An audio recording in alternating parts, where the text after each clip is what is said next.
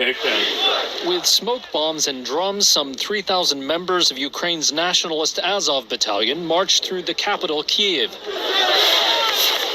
In a show of force, they lit flares outside the parliament building.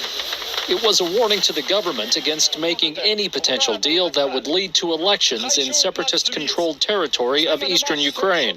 The Azov Battalion was formed in 2014 to fight Russia-backed separatists in Ukraine's east and is now part of the Interior Ministry's National Guard. They also called for Ukraine's borders to be fully restored. The battalion's leader vowed there would be more protests outside Parliament if the government failed to heed their warnings.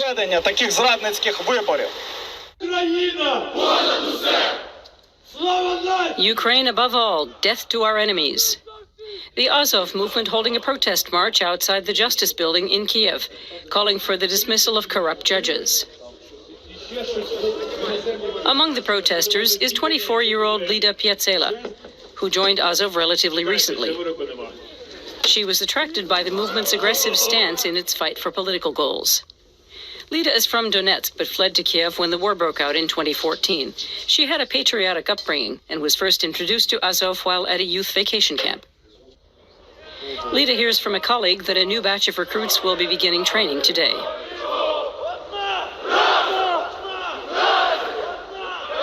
The chants glorify their race and celebrate the call of blood. At Azov HQ, fascist symbols also previously used by the Nazis, such as the black sun, are everywhere you look. Lida isn't bothered, insisting the icons are actually a lot older. To the left-wingers and liberals in the West, just having basic conservative values is enough to be classified as a Nazi. Enemies is also how he sums up the entire political establishment in Ukraine. Azov has also founded its own party, officially distinct from the battalion. Right-wing parties and groups marching to the parliament building in the capital to vent their anger at the government. Azov's founder is the undisputed leader of the movement. Azov intends to unite all right-wing elements in the country, regardless of how extreme. And in Parliament, which he was elected to in 2014, Bieletsky has threatened other parties. We will summon up the courage, strength, and determination to dissolve this parliament. Take my word for it. We have gathered here to begin the fight for power. We need to restore territorial integrity and sovereignty, and the way we are doing that is by demonstrating that Vladimir Putin made a terrible mistake in choosing to overturn decades of peace and stability, of respect for territorial integrity and sovereignty, principles that bind all nations together through the United Nations.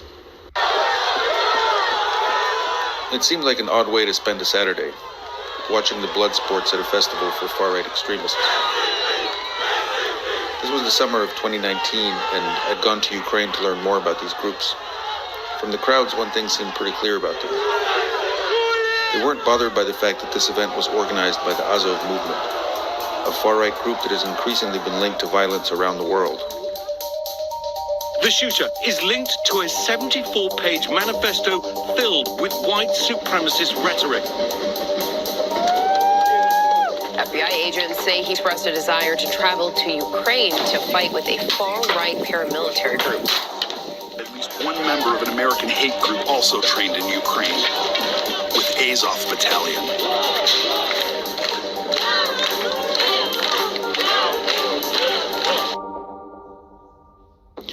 Over the last few years, experts in violent extremism have grown especially alarmed about the Azov movement. The group emerged from the revolution that swept across Ukraine in 2014, and it has gotten a lot stronger amid the ongoing war with pro-Russian forces in eastern Ukraine. The fighting in that region has become kind of ideal breeding ground for militias like Azov. At their public events, one thing that surprised me was how many Ukrainians tend to see Azov not as militants or extremists, but as war heroes. In Kyiv, the capital, I watched an Independence Day parade where veterans of the Azov Battalion marched alongside other volunteer militias, surrounded by cheering crowds, who thanked them for defending Ukraine against Russia. But even at the march, there were signs of the far-right ideology that's so common inside Azov. The symbols on their flags have been especially controversial.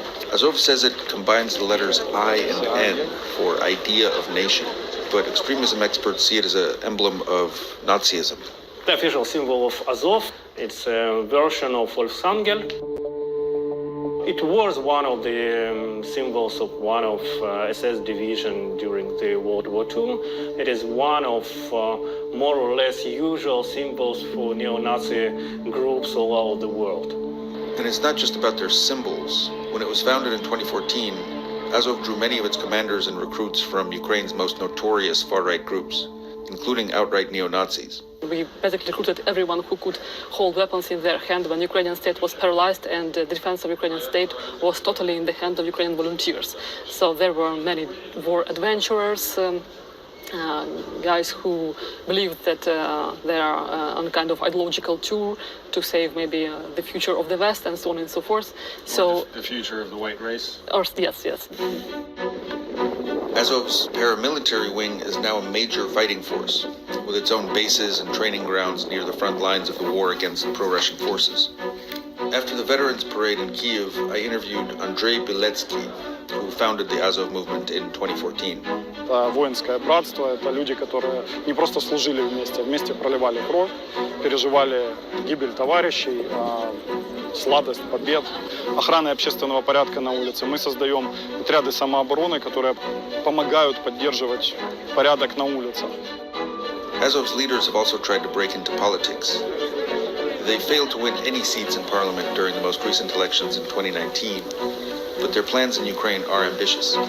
Сьогодні ми відпочиваємо, але навіть відпочиваючи, ми пропагуємо наші нові українські цінності.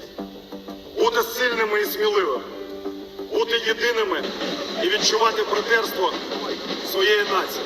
What worries officials in the West is Azov's recruitment strategy. It's tried hard to build friendships with far-right groups around the world, especially in the US and Europe.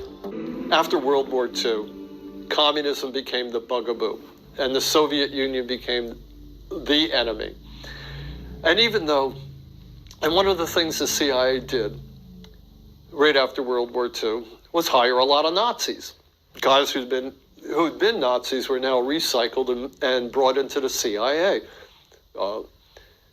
The Nazi rocket scientist von Braun went to work for the United States, developing intercontinental ballistic missiles.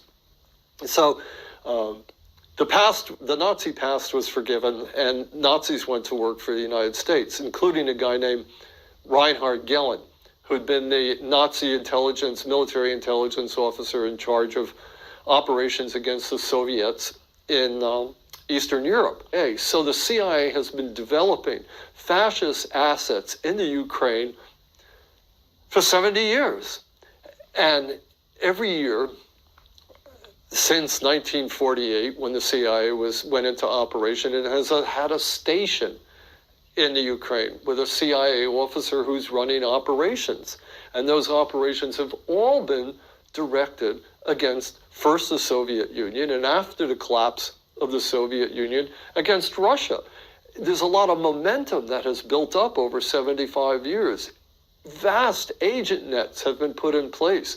Sleeper agents have been in place for decades, and they're all working against Russia, which is why nowadays it's so hard for the mainstream media and the government to shift and even consider for a moment having good relations with Russia.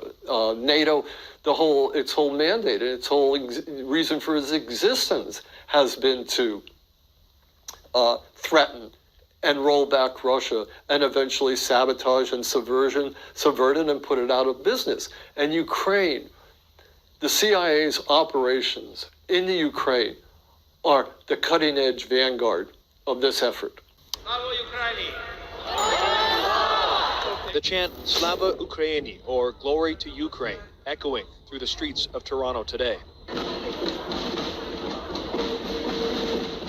thousands coming together to create a sea of blue and yellow, marching to protest the Russian invasion. Leading the march was Deputy Prime Minister, Finance Minister, and Ukrainian-Canadian Chrystia Freeland. The first thing I have to say is Slava Ukraini!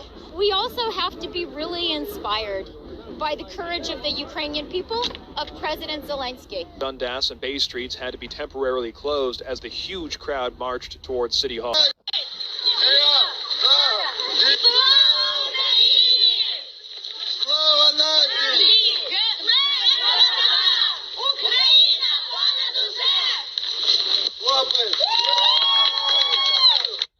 Слава Україні!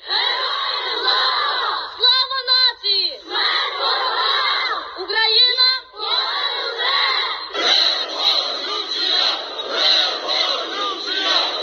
нації!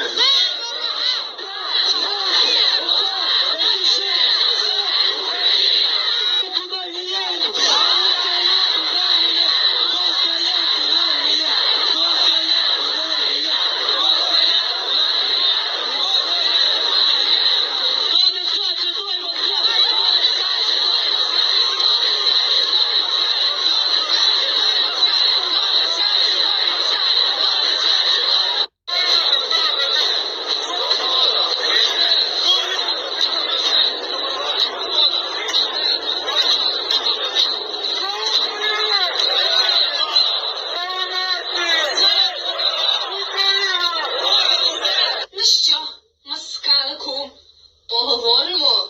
Слава Україні! Героям слава! Слава нації! Смерть москалям!